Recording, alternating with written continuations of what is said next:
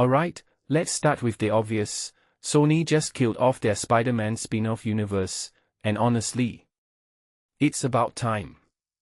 But here's the twist I can't stop thinking about: why did they even think we wanted a Morbius movie in the first place? Let me unpack this, because there's a bigger story here about Hollywood's obsession with milking franchises dry, and why audiences are finally fighting back, backslash and look, I'll admit, I actually enjoyed the Venom movies. Tom Hardy's performance was chaotic energy at its finest, and those films leaned into the absurdity in a way that felt almost self-aware. But then they followed that up with Madam Web and Kraven the Hunter, two movies that somehow managed to be both overly serious and completely forgettable. And here's the thing, these weren't just flops. They were embarrassing flops.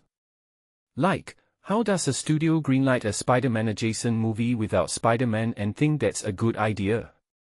Personally, I think they got trapped in their own boardroom logic. Oh, the Marvel brand is bulletproof. Let's spin this web into gold. But forgot that Spider-Man is the reason we care about these characters, backslash and now, Sony's Tom Rothman came out and basically said, the audience is the boss, which sounds humble until you realize he's admitting they ignored fan feedback for years. Let me break this down. The Venom trilogy made money, sure, but it's not like they were winning Oscars or building lasting cultural relevance.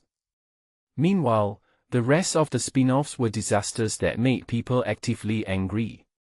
What this tells me is that audiences aren't just rejecting specific movies, they're rejecting the concept of hollow, cash-grab spin-offs.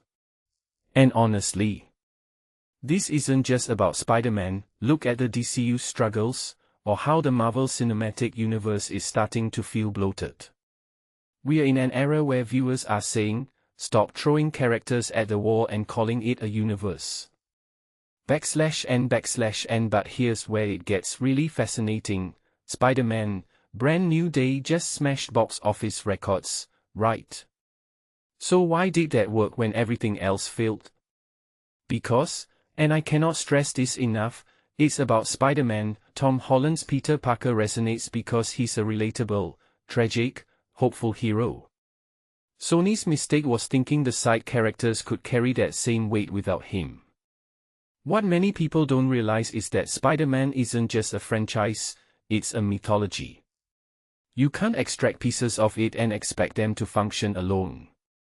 It's like taking a single thread out of a tapestry and wondering why it looks like junk, backslash and so what's next? Rothman says there are no active spin-off projects, which is smart, for now. But let's not kid ourselves, Hollywood never really learns. If Brand New Day spawns another hit sequel, you better believe they'll try to resurrect these characters again. The cycle never ends. But maybe, just maybe, this signals a shift toward quality over quantity. From my perspective, the real lesson here is that audiences crave meaning.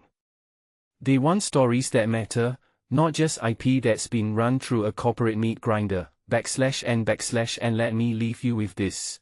Sony's pivot isn't a victory, it's a warning. The era of shared universes built on empty hype is dying, but the industry hasn't figured out what comes next. And honestly, that's kind of exciting. Because if studios stop playing it safe, maybe we'll finally get spin-offs that actually earn their place in the web-slingers world. What do you think? Should Sony ever try another spin-off, or is it time to let these characters rest? Drop your thoughts below, and don't forget to subscribe.